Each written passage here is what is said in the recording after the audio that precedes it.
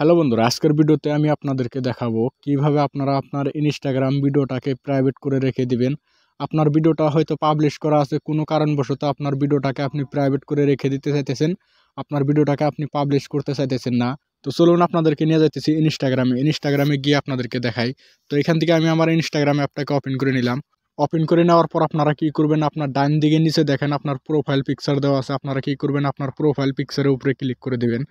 Click করে দেওয়ার পর আপনার সামনে এরকম করে পেজ চলে আসবে।